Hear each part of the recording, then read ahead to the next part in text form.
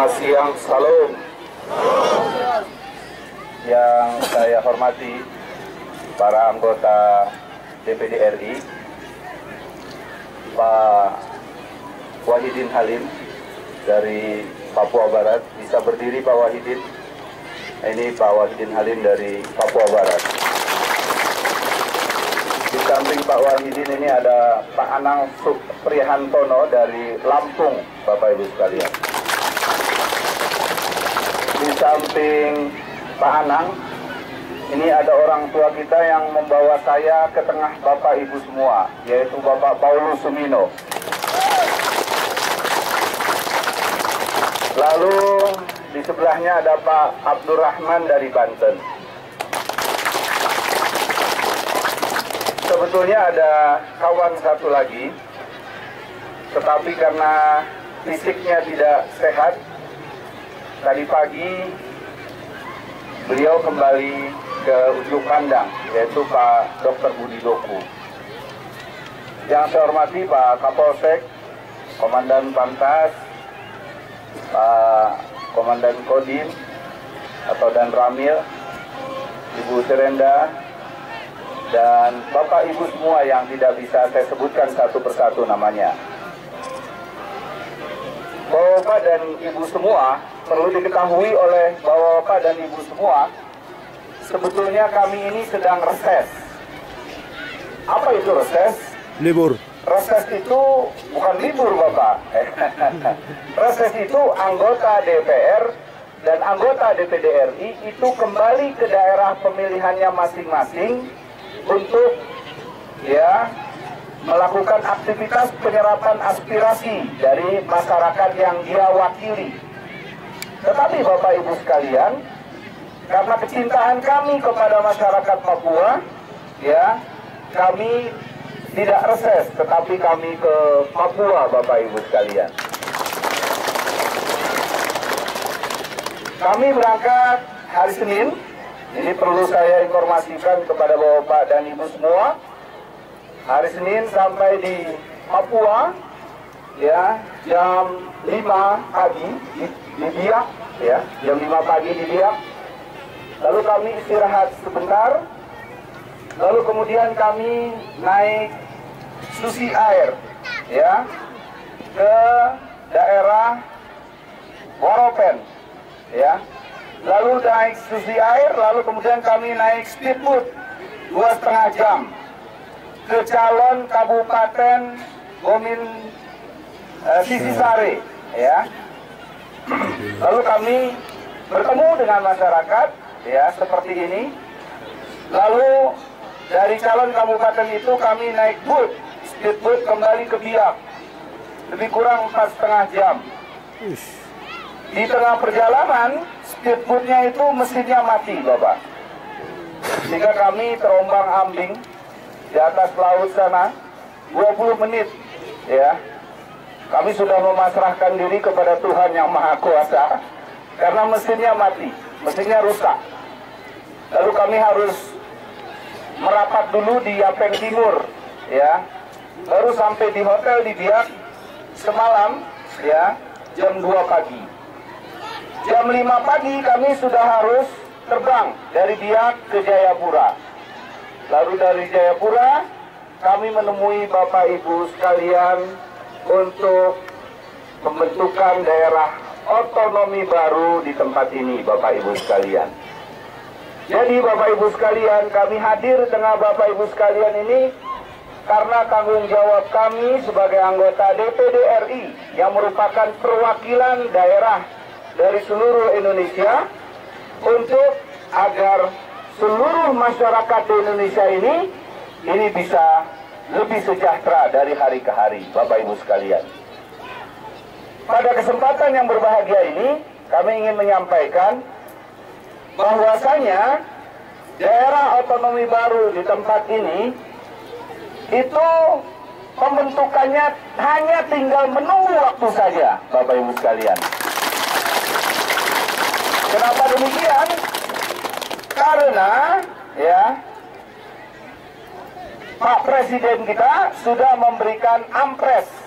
Apa itu ampres? Surat ke DPR agar calon kabupaten di tempat ini itu segera dibahas oleh DPR RI bersama pemerintah dan DPD RI. Perlu Bapak Ibu ketahui, berdasarkan keputusan Mahkamah Konstitusi pada bulan Maret 2013, apabila daerah ingin memekarkan diri, kemudian tidak melibatkan DPD RI, maka calon kabupaten itu tidak sah. Nah, jadi betapa strategis dan pentingnya DPD RI ini, yang aspirasi Bapak Ibu semua itu diwakili oleh Bapak Paulus Sumino, orang tua kita ini. Kalau Pak Paulus Sumino tidak mengajak saya, ya, atau karena bukan beliau yang mengajak saya ke calon kabupaten baru, ya, dari yang kita sebut dengan Kabupaten Bogoga, ya, yang terdiri dari 7 distrik ini, ya, mungkin kami tidak ke tempat Bapak Ibu sekalian. Oleh karena itu sekali lagi berikan aplaus untuk orang tua kita Bapak Paulus Sumino. Bapak Ibu sekalian, saya ingin mengabsen Bapak Ibu sekalian. Boleh Pak ya? Bukan guru saja yang mengabsen muridnya.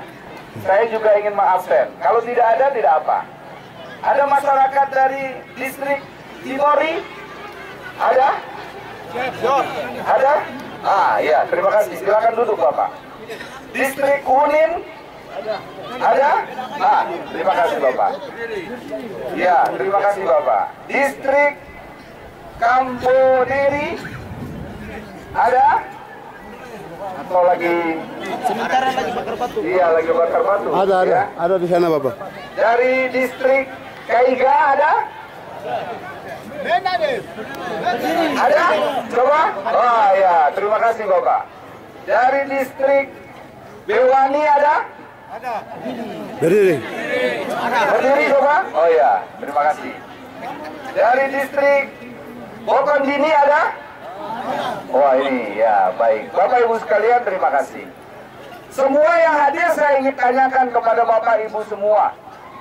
Apakah keinginan Bapak Ibu untuk membentuk daerah otonomi baru ini keinginan pemerintah atau keinginan Bapak Ibu semua? Keinginan masyarakat atau keinginan pemerintah? Keinginan masyarakat? Oke, kalau gitu jawab pertanyaan saya. Angkat tangannya. Siapa yang setuju kita membentuk daerah otonomi baru, ya, yang sementara ini namanya Kabupaten Bogoga? Angkat tangannya yang setuju. Yang setuju angkat tangannya. Ada yang tidak setuju? Semua? Setuju. Baik, terima kasih. Boleh tepuk tangan Bapak Ibu sekalian.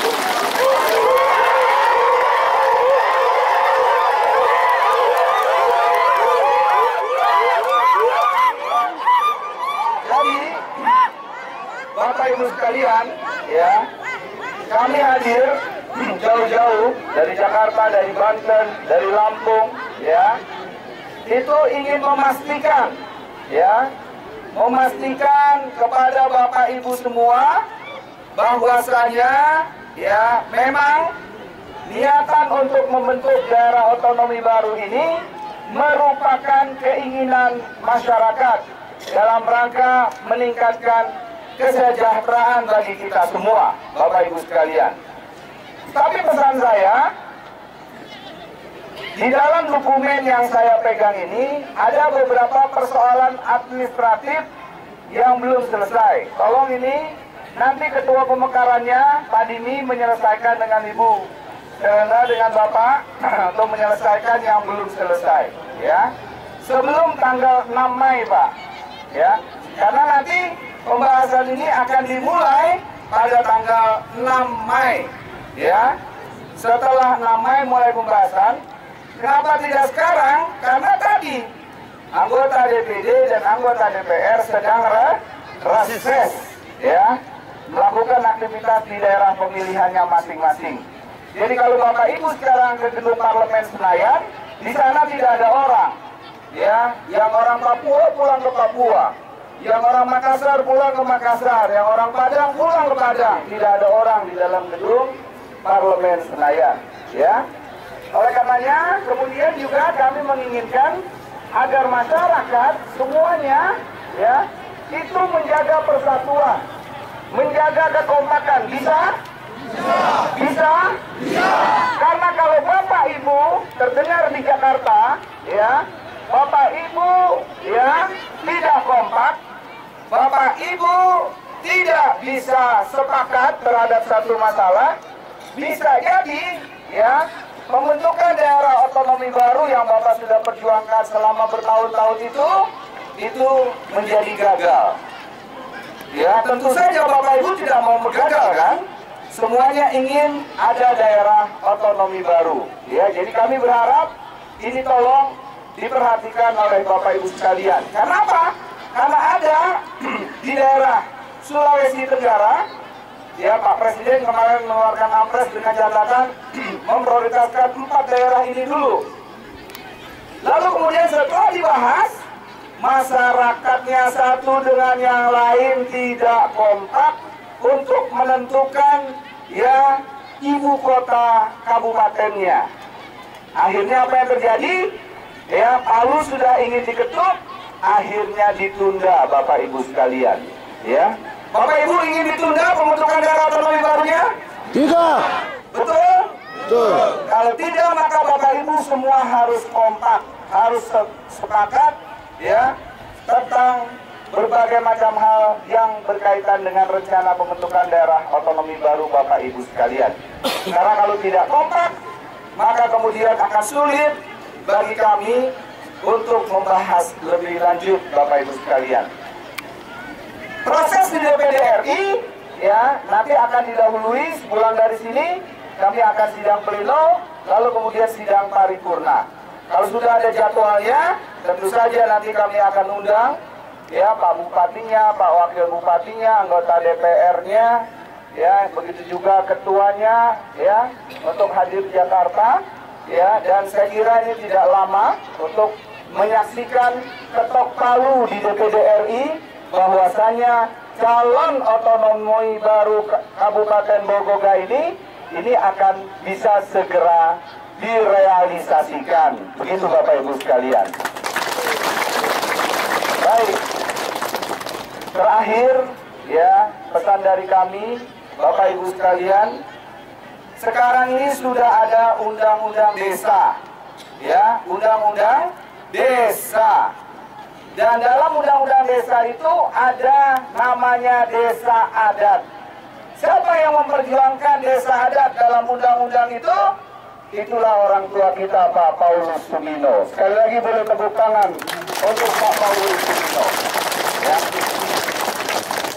Pak Paulus Sumino itu memasukkan, ya, desa adat di dalam undang-undang tentang desa. Di antaranya adalah, ya, keistimewaan desa adat, dia bisa mengelola, ya, kekayaan desanya, ya, untuk dibuat badan usaha desa.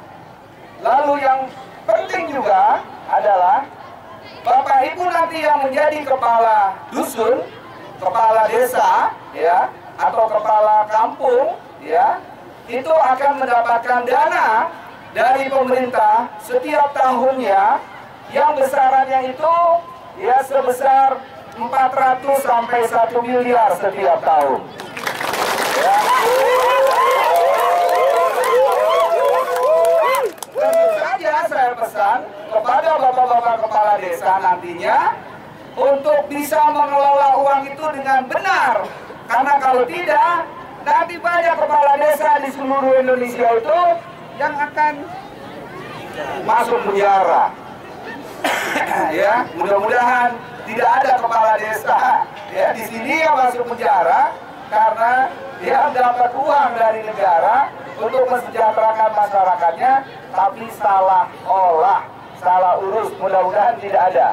Ya, jadi masyarakat semuanya juga nanti saling mengawasi antara satu dengan yang lain. Saya kira itu, mudah-mudahan sekali lagi pertemuan kita pada kesempatan siang hari ini diberkati oleh Tuhan Yang Maha Kuasa. Ya, selamat siang, salam.